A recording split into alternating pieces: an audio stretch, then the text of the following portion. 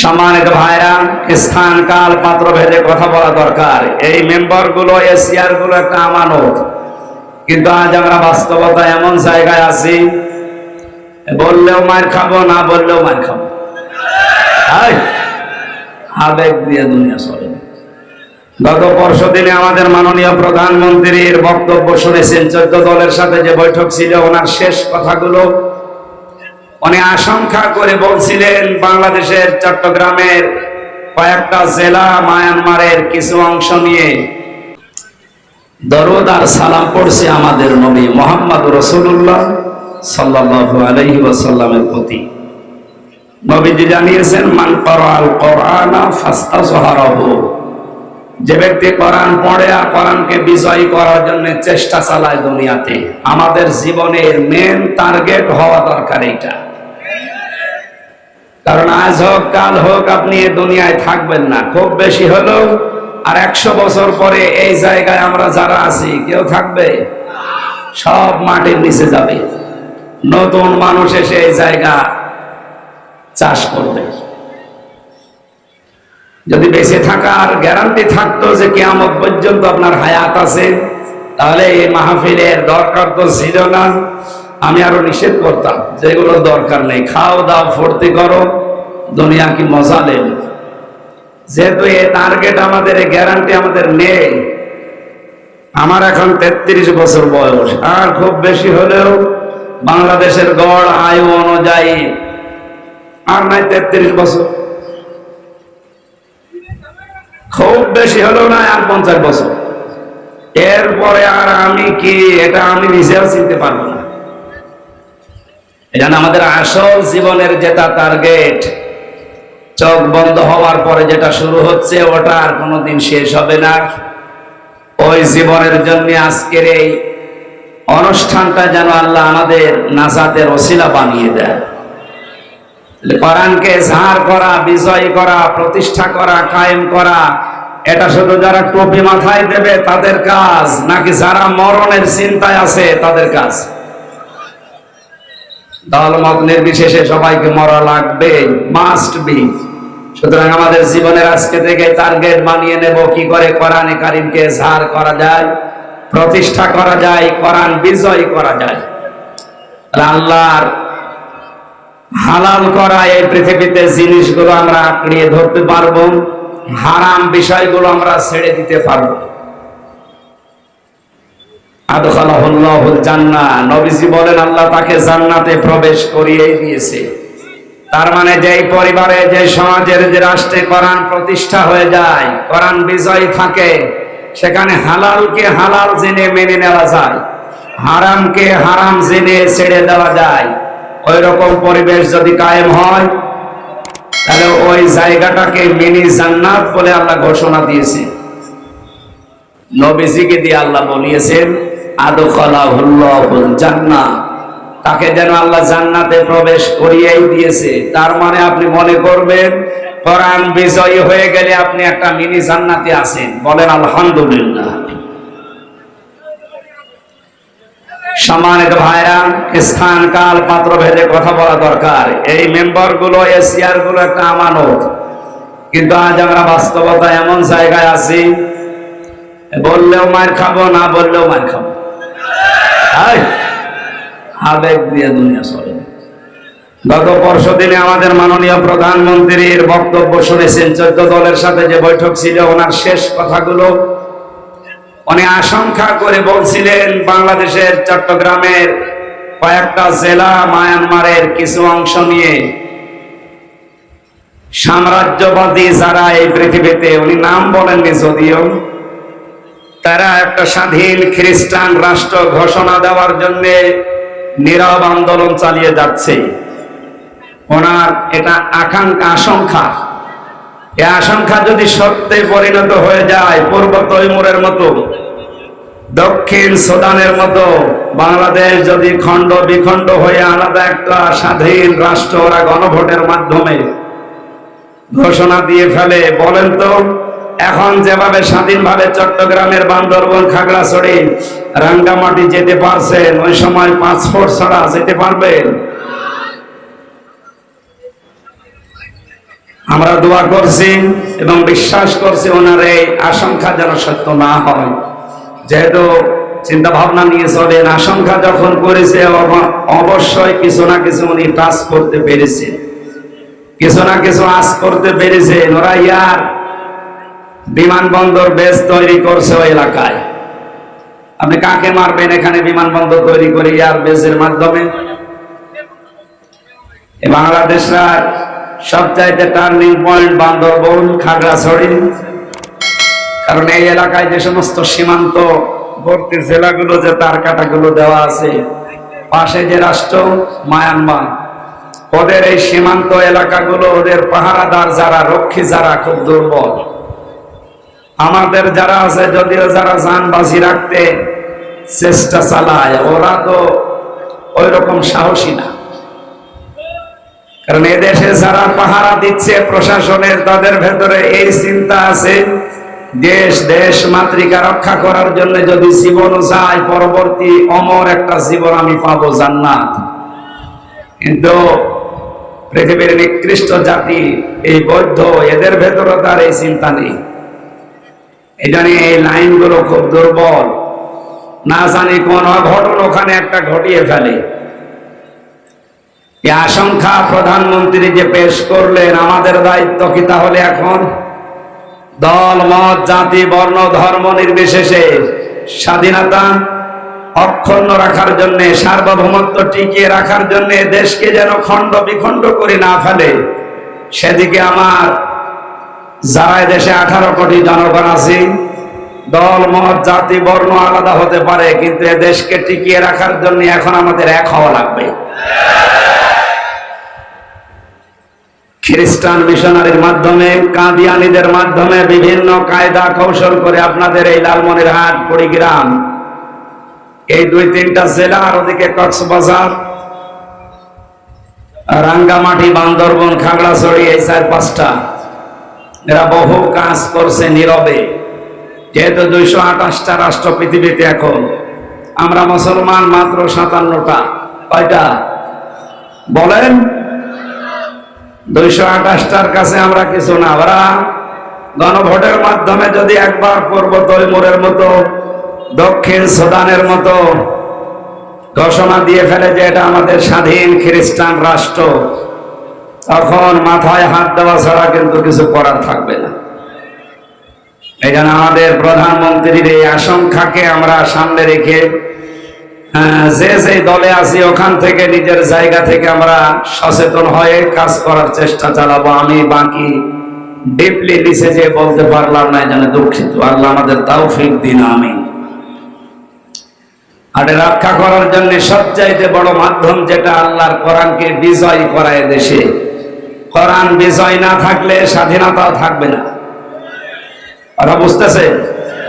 কোরআন যদি বিজয় না থাকে, আপনি স্বাধীনতা ধরে রাখতে পারবেন না। সূরা রদের এই 19 নম্বর আয়াত যেটা আমরা পড়েছি, আল্লাহ রাব্বুল আলামিন এই কথাগুলো আমাদেরকে তার ভাষণে জানিয়েছেন। আফামান ইয়ালামু আন্নামা উনজিলা ইলাইকা মির রাব্বিক, হে নবী, আপনার রব আপনাকে যেটা দিয়েছে তার নাম কোরআন। এই কোরআনকে যে সত্য বলে, হক বলে বিশ্বাস করে, জানে, আর যেটা এর উপরে বিশ্বাস করে না, অন্ধভাবে চলে এর উপরে, আপনি কি এই দুই দলের মানুষকে এক মনে করেন? কখনোই না। এই 2টা দলের মানুষ কখনো এক না। ইন্নামা ইয়াতাযাক্কারু উলুল আলবাব, পৃথিবীতে বুদ্ধিমান যারা, তারা আল্লাহর উপদেশ গ্রহণ করে থাকে। বলে সুবহানাল্লাহ। মাতৃভাষায় অর্থ বললাম, এবার আসেন আমরা ব্যাখ্যার দিকে যাচ্ছি। খুব অল্প সময় কথা বলবো, আপনারা একটু ধৈর্য ধরেন। খুব অল্প সময় কথা বলবো। আপনারা জানেন আমি 3টা বছর বন্দী জীবনে ছিলাম। ওখানে এ সমস্ত অভিজ্ঞতাগুলো 3 বছরে পেয়েছিলাম। ওর আলোকে 2টা বইও লিখেছিলাম। সবচাইতে বেশি জেলখানায় দেখেছি মাদক মামলা আর পারিবারিক কিছু মামলার আসামি বেশি। এই পারিবারিক জীবনে দাম্পত্য যে কলহগুলো, এটা ব্যক্তি যারাই আমরা বিবাহ শাদী করেছি, সে যে ধর্মের লোক হোক, কম বেশি সব জায়গায় আছে। এই সমস্যার সমাধান করার জন্য কোরআন এবং হাদিস কি নির্দেশনা দিয়েছে? প্রায় 19টা পয়েন্টের উপরে আমি বই লিখেছিলাম, আমার গাড়িতে বইগুলো আছে। অবশ্যই আপনারা যাওয়ার সময় স্ত্রীর জন্য, মেয়ের জন্য এগুলো নিয়ে যাবেন, যে ওদেরকে পড়তে দেবে। আজ পারিবারিক জীবনে অধিকাংশ জায়গায় পরকীয়া প্রেম ভরে গেছে। এই এলাকায় যদিও এগুলো এখনো শুরু হয়নি নাকি। সুতরাং এটা আপনার মেয়েকে, আপনার বউকে, আপনার মাকে, ফুফুকে, বোনকে এগুলো পড়াবে। আশা করছি আল্লাহ হেদায়েত দান করবে ইনশাআল্লাহ। কোরআনে কারিমের আয়াতে আল্লাহ আমাদেরকে ঘোষণা দিলেন, যারা আল্লাহর কোরআন বিশ্বাস করে আর যারা এর প্রতি অন্ধ আচরণ করে, হে নবী আমি আল্লাহ বলছি এরা কখনো সমান হবে না। আপনি যতই তাদেরকে সমান মনে করেন, ভালো মনে করেন না, এই দুই দলকে কখনো এক আপনি পাবেন না। লা ইয়াস্তাবি আসহাবুন নার ওয়া আসহাবুল জান্নাহ, আসহাবুল জান্নাতি হুমুল ফাইজুন। বলেন আল্লাহু আকবার।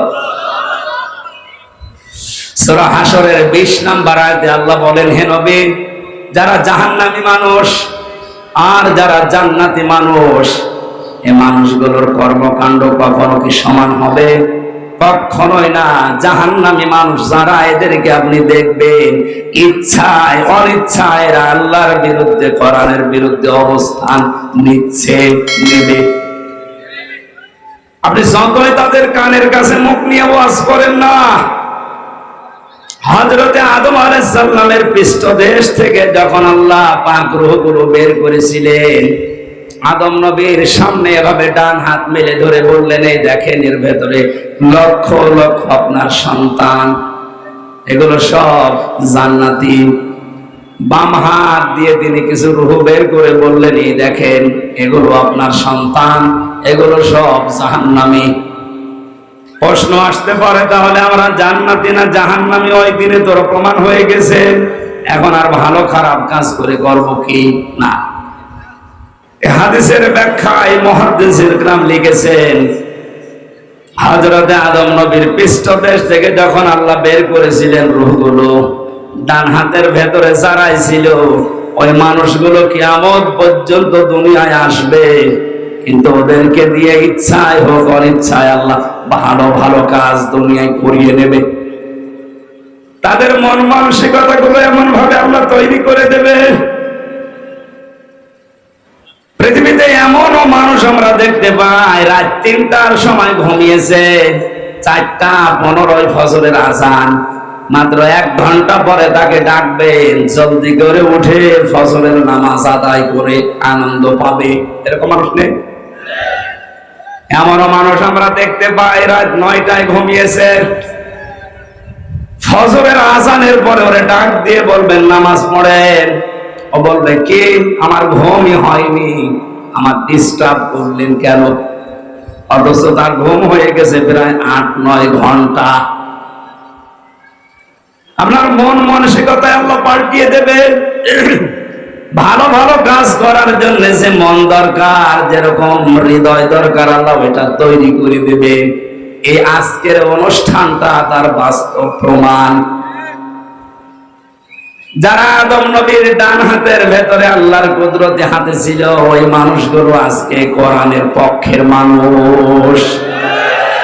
আর যারা ওই দিন আল্লাহর কুদরতি হাতের বাম হাতে ছিল, যারা জাহান্নামী, তারা আজকের এই কোরআনের অনুষ্ঠানের বিরোধী। এর ছাড়া হাদিস আর নাম ধরে বলা লাগে। এজন্য আপনি যদি জান্নাতি ওই হাতের ভেতরে থাকতে পারেন, অবশ্যই আপনাকে দিয়ে আল্লাহ ভালো ভালো কাজের আঞ্জাম দেওয়াবে। আপনার মন লাগেন, আপনার মন তৈরি করাবে আল্লাহ। এমন এমন কাজ আপনাকে দিয়ে আল্লাহ দুনিয়াতে করিয়ে নেবে, যেটা আপনিও ভাবেননি যে না, আমি আমার দ্বারা এটা হতে পারে। আজকের যিনি চেয়ারম্যান মোহাম্মদ আলী ভাই, ওনার একটা কিডনি নষ্ট হয়ে গেছে। বাসে কি মরে উনি জানে না, কখন কি দুর্ঘটনা ঘটে যায়, কখন আল্লাহর ডাকে সাড়া দিয়ে চলে যাওয়া লাগে। আজকের এই অনুষ্ঠানটা হোক, এর পক্ষে যে অবদান রেখেছে কোরআনে কারিমের ইজ্জতে আল্লাহ ওনার পেছনের অপরাধ যেন সব মাফ করে দেন। যারা না বুঝে কোরআন কারিম প্রচারে বাধা দিয়েছেন, আল্লাহ যেন তাদেরকে হেদায়েত দান করেন। আমার মনে হয় দোয়া করলেও কাজ হবে না, কারণ ওরা আল্লাহর কুদরতের বাম হাতের ভেতরে ছিল। এক কথা বলে না কেন? আমরা যারা ডান হাতের ভেতরে ছিলাম, তাদের দ্বারা দেখবেন ভালো ভালো কাজ দুনিয়াতে মানবতার পক্ষে, কোরআনের পক্ষে, আল্লাহর নির্দেশনা মতো কাজ আপনাকে দিয়ে আল্লাহ করিয়ে নেবে। কোন মানুষ যদি ওই বাম হাতের ভেতরে দুর্ভাগ্যজনক হলেও পড়ে যায়, তাদেরকে পিটিয়েও আপনি ভালো কাজ করাতে পারবেন না। আমরা যারা ভালো ভালো কাজে উদ্বুদ্ধ হই, আমাদের আনন্দ লাগে, আমরা খুশি হয়ে বলছি আলহামদুলিল্লাহ। মাঝে মাঝে আমার এই ছোট্ট জীবনে আশ্চর্য লাগে, বিশেষ করে বাংলাদেশ, ভারত আর পাকিস্তানের কিছু মুসলমানের আচরণে।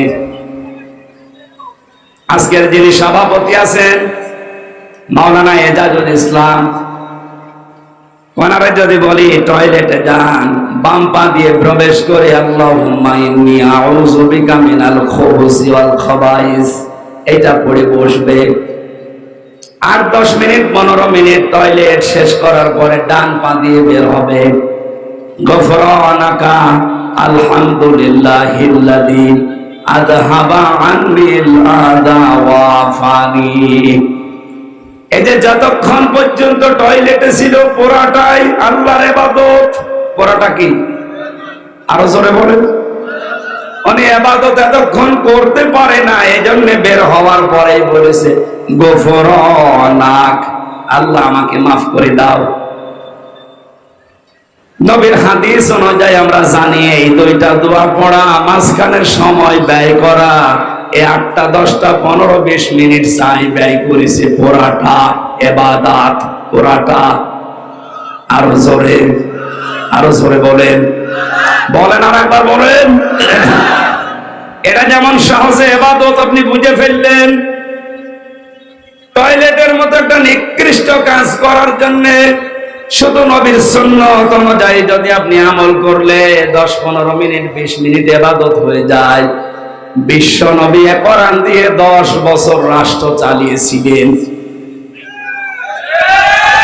এটা তো আমি বানালাম নাকি?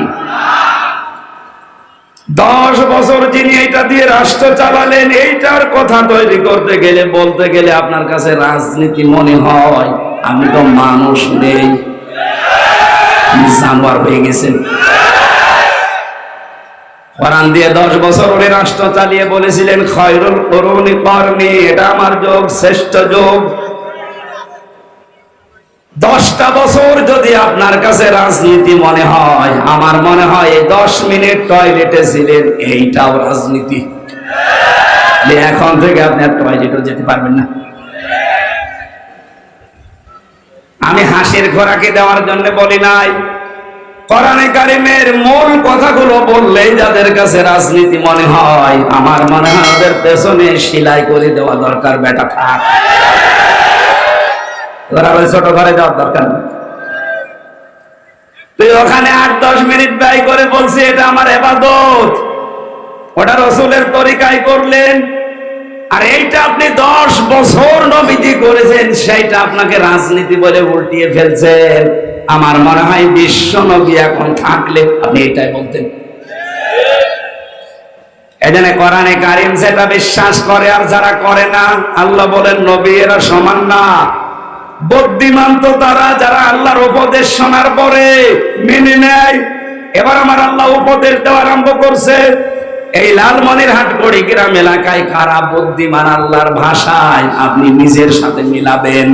আল্লাযীনা ইউফুনা বিআহদিল্লাহি ওয়ালা ইয়ানকুবুনাল মিসাক। 1 নম্বরে আমার আল্লাহর অঙ্গীকার যারা দুনিয়ায় মেনে নেয়, এখন আল্লাহর অঙ্গীকার কি? এখান থেকে 24 নম্বর আয়াত পর্যন্ত বুদ্ধিমানের কিছু পরিচয় আল্লাহ দিচ্ছেন। আমি যে বর্ণনা দিচ্ছি কোরআন দিয়ে, কি দিয়ে? নাকি আমি বানাচ্ছি? আল্লাহ পাক বলেন আমার ভাষায় বুদ্ধিমান তো তারা যারা আমার সাথে কি তো অঙ্গীকার গুলো দুনিয়ায় পূরণ করে। যত রিস্ক হোক, যত ঝামেলা আসুক সামনে, বিপদ সংকলন যত বড় পাহাড় আসুক, আল্লাহর সাথে যত অঙ্গীকার তারা দুনিয়ায় পূরণ করবে। আল্লাহর সাথে অঙ্গীকার কয়টা? এখানে আলেম নেই? আল্লাহর সাথে অঙ্গীকার কয়টা? একটা। ওই যে রূহের জগতে আল্লাহ পাক জিজ্ঞাসা করেছিলেন আলাস্তু বিরাব্বিকুম, আমি কি তোমাদের রব না? যত রূহ আমরা ওই জায়গায় ছিলাম সবাই এক বাক্যে জবাব দিয়েছি ক্বালু বালা, অবশ্যই আপনি আমাদের রব। এখন এই যে একটা অঙ্গীকার দিলাম আপনি আমাদের রব, আনতা কুলু ইয়াউমাল কিয়ামাতি ইন্না কুন্না আন হাদা গাফিলিন। আল্লাহ পাক বলেন সাক্ষী থাকো, আমিও সাক্ষী থাকলাম। যারা এই যে রব বলে স্বীকৃতি দিলে অঙ্গীকারটা যেন দুনিয়ায় ভুলে যেও না। আপনারা যারা বুদ্ধিমান পরিচয় দিচ্ছেন ভুলে গেছেন আপনারা। আমরা যারা বুদ্ধিমান আল্লাহর ভাষায় জীবন যদি চলেও যায় আল্লাহর অঙ্গীকার আমরা পূরণ করবই। কথা বলে না কেন? অঙ্গীকার কয়টা? কি? রব বলেন কি? আল্লাহকে রব বলে স্বীকার করেছি। কোন মানুষ যদি আয়াতের তাফসিরে তাবারির ভেতরে আমি পড়েছি, কোন মানুষ যদি বলে আল্লাহ আমার রব, তাহলে 19টা বিষয় দুনিয়ায় সে মানবে না। কথা বলেন কেন ভাই? কথা বন্ধ করেন। কথা বলো কেন?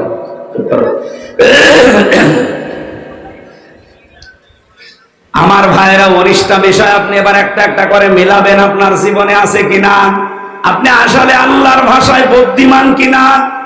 যদি 19টা বিষয় আপনার জীবনে না থাকে, আপনি কিয়ামত পর্যন্ত হায়াত পেয়েছেন, 41 সাল পর্যন্ত ক্ষমতায় আছেন, তাম বাংলাদেশের মালিক, তারপরও আপনি আল্লাহর ভাষায় নির্বুদ্ধিমান। আপনি নির্বোধ, আপনি পাগল, আপনি মাজনুন। আপনাকে বুদ্ধিমান হওয়ার জন্য আল্লাহর এই 19টা বিষয় দুনিয়ার প্র্যাকটিক্যাল লাইফে মিলাতে হবে। 1 নম্বরে রব মানে লালন পালনকারী। রব মানে কি? উনি যে আমাকে লালন পালন করতে পারে, বিশ্বাস আমাদের রবের উপরে আছে। এখানে 100 জনের 98 জনের ভেতরে বিশ্বাস নেই। আমরা অনেকেই মনে করি আমাদের লালন পালন, আমাদের খাওয়ার দায়িত্ব, আমার ব্যবসার, আমার চাকরির, আমার জমি জায়গার। একবার বলে দেখেন, এই বিশ্বাস যেন আল্লাহর উপরে তৈরি হয়। এই জন্য এটাই মাহফিলটা দেওয়া। তাছাড়া সেই কুষ্টিয়া থেকে এখানে এসে আমি ভোটে দাঁড়াচ্ছি না, আর ভোটে দাঁড়ানোর সম্ভাবনা নেই। আমি চাই যে আমাদের মনের ভেতরে এরকম কোন যদি উল্টা পাল্টা থাকে, আমরা যেন 19টা বিষয় মেনে নিয়ে মিলাতে পারি। বলেন ঠিক কিনা? আজকে থেকে আমরা যারা আল্লাহকে রব বলে মানি, তাম দুনিয়া একদিকে হয়ে গেলেও আমার রিস্কের দায়িত্ব যার। উনি আমার ব্যবসা ছাড়া, চাকরি ছাড়া, জমি ছাড়া অবশ্যই উনি লালন পালন করছেন। মায়ের পেট থেকে আরম্ভ করেছেন, এখনো করছেন, কিয়ামত পর্যন্ত হায়াত পেলে উনি করবেন। এটা আমার প্র্যাকটিক্যাল লাইফে নিয়ে আসা দরকার, বিশ্বাস সহ।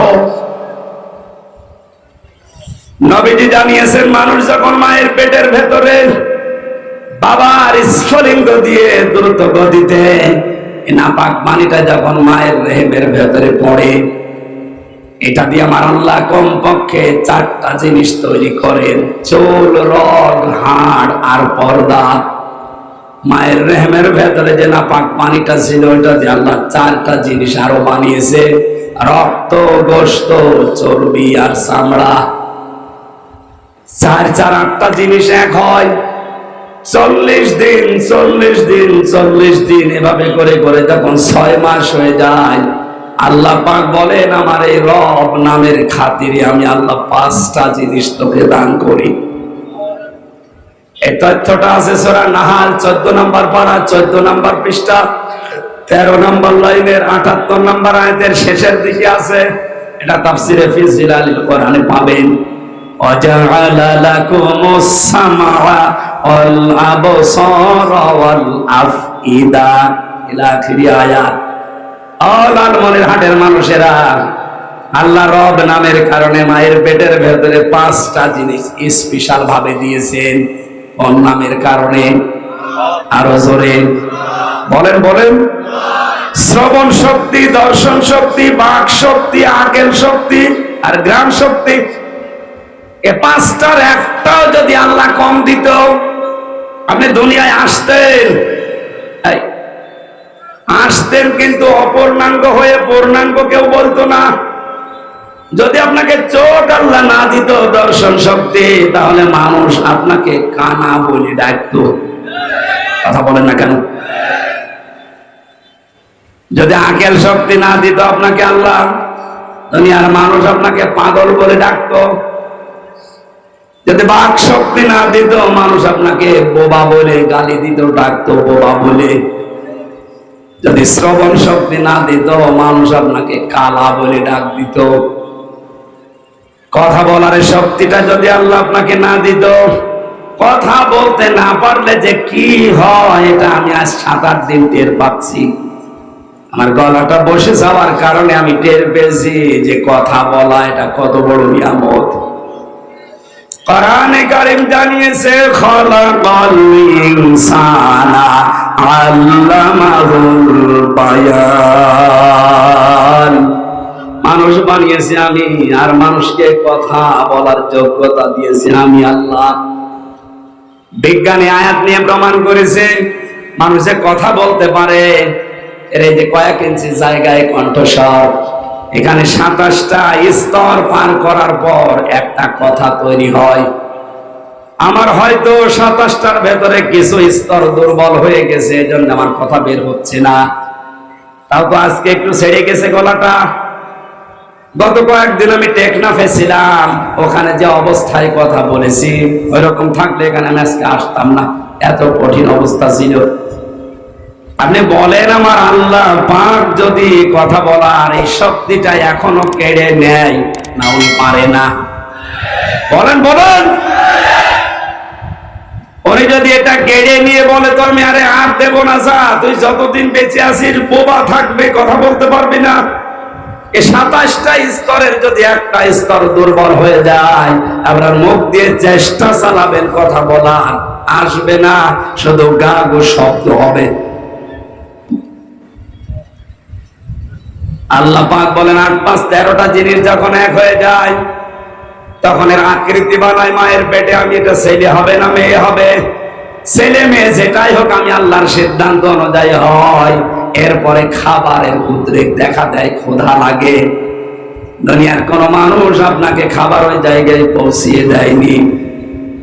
মায়ের রেহেমের ভেতরে আমার আল্লাহ পাক বলেন মায়ের মাসিক অসুখ বন্ধ করে ওই নাভির সাথে নাভির তার সংযোগ করে দিয়ে আমি আল্লাহ তোকে খাওয়াইছি। খাবারটা যেহেতু নাপাক ছিল, এই জন্য মুখ দিয়ে দেয়নি, নাভি দিয়ে চালিয়েছি। লালমনির হাটবাসী, একটু মাথায় মগজ থাকলে চিন্তা করেন, আল্লাহর বিরুদ্ধে, কোরআনের বিরুদ্ধে কখনো আপনি যাবেন না।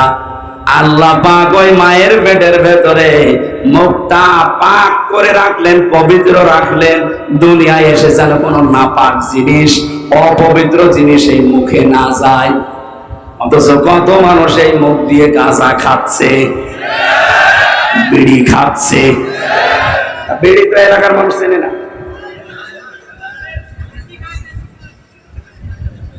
কত মানুষ মানুষের সম্পদ আত্মসাৎ করে, ফাঁকি দিয়ে, মিথ্যা মামলা দিয়ে টাকা পয়সা কামাই করে খাচ্ছে। মিথ্যা মামলা মনে হয় বলা ঠিক হইল না, কারণ এ জেলায় তার মিথ্যা মামলা নেই। অত জোরে বলার দরকার, এটা আসতে বলো। অবৈধভাবে যারা ইনকাম করেন দুইটা ক্ষতি হবে তাদের। এক নম্বরে অবৈধ সম্পদ আপনি ভোগ করতে পারবেন না। এক কথা বলে না কেন? অবৈধভাবে যারা ইনকাম করেন তাদের এই টাকা পয়সা তারা ভোগ করতে পারবে না। তার বাস্তব প্রমাণ আমি নাম নিলাম না। না নাম ধরবো না, নাম ধরে আমি মায়ের খাই। এমনি 3 বছর ছিলাম, মরে গেলেও আর নাম ধরবো না। আপনি বোঝেন ছাতা না বোঝেন, আপনি একটু চোখ মিলে দেখেন এই বাংলাদেশে যারা অবৈধভাবে চেয়ার পাওয়ার কারণে এত সম্পদের মালিক হয়েছিল, নিজেও জানে না যে তার সম্পদ কত।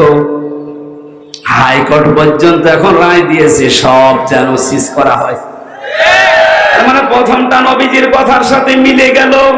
অবৈধভাবে যারা ইনকাম করে তারা ওই টাকা দুনিয়ায় ভোগ করতে পারে। আরো জোরে, আরো জোরে। 2 নাম্বারটা, মারা যাওয়ার সময় আপনি ঈমান নিয়ে মরতে পারবেন না, কারণ মুখ দিয়ে সারা জীবন অবৈধ জিনিস ঢুকিয়েছেন।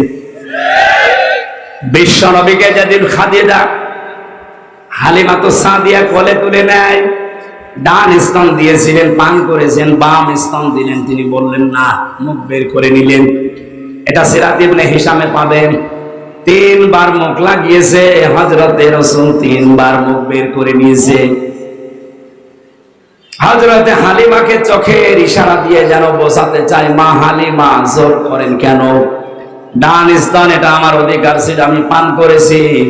বাম স্তন এটা আমার অধিকার না, এটা আমার দুধ ভাই আব্দুল্লাহর অধিকার।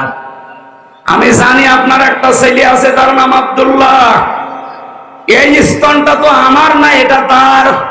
পৃথিবীর ময়দানে আমি ভাইয়ের হক নষ্ট করার জন্য আসি নাই, এসেছি ভাইয়ের হক ফিরিয়ে দেওয়ার জন্য। ও বাংলার মুসলমানেরা, যেই নবী মায়ের কোলে বসে ভাইয়ের হক ফিরিয়ে দেয়, নষ্ট করে না, সেই নবীর উম্মত এখানে বসে আছে হাজার হাজার। এরা যত বড় হয় তত ভাইয়ের হক মারার জম হয়। নামাজও পড়ে, রোজা রাখে, হজও করে এসেছে, ভাইয়ের জমি আস্তে করে জাল দলিল করে লিখে নিয়েছে। নাকি এদিকে জমি জায়গা জল দলিল করে এখনো বোঝে না? যারা অবৈধভাবে এভাবে ইনকাম করে খাচ্ছেন, এখন আপনি থামবেন আশা করছি, কারণ আপনার অবৈধ জিনিস আপনি ভোগ করতে পারবেন। আপনি তো দেখতে পাচ্ছেন। এক কথা বলে না কেন? কিছুদিন আগে গিয়েছিলাম রাঙ্গাবালি পটুয়াখালী। ওখানে যিনি দায়িত্বে ছিল শুনলাম ৯৫৯৫ বিঘা জমির মালিক উনি। আরে ভাই, একজন যদি ৯৫৯৫ বিঘা জমির মালিক হয়, ওই এলাকায় আর জমি থাকে? অথচ ওনার 10 বছর আগেও জমি ছিল মাত্র ৭.৫ বিঘা। এখান থেকে যদি আলাউদ্দিনের চেরাগের মতো এত বেশি তৈরি হয়, বলেন আপনি বাস্তবতায় এই লোকটা মারা যাওয়ার পর অত ঈমান নিয়ে মরতে পারবে না, বেঈমান হয়ে মরবে। ওর এই যে ৯৫৯৫ বিঘা জমিও কোনোদিন ভোগ করার হায়াত পাবে না। কি হলো? 2টা, মারা যাওয়ার সময় ঈমান পেলেন না, ভোগও করে যেতে পারলেন না। মরণের পরে আপনার জমি তখন কি হবে? আপনার ছেলে, আপনার মেয়ে, আপনার বউ, আপনার দরের লোক, আপনার আত্মীয় স্বজন, এইগুলো তখন অবৈধ কাজে ব্যয় করবে, আর ফ্ল্যাক্সি লোড হয়ে, বিকাশ হয়ে, নগদ হয়ে আপনার কবরে যাবে। যদি বলেন হুজুর আমার নগদ নাম্বার খোলা নেই, এমনি খুঁজে আর খোলা লাগবে? আমরা যারা বুদ্ধিমান তাদের কয়টা কাজের কথা বললাম দুনিয়ায়? 19টা। বলেন কয়টা?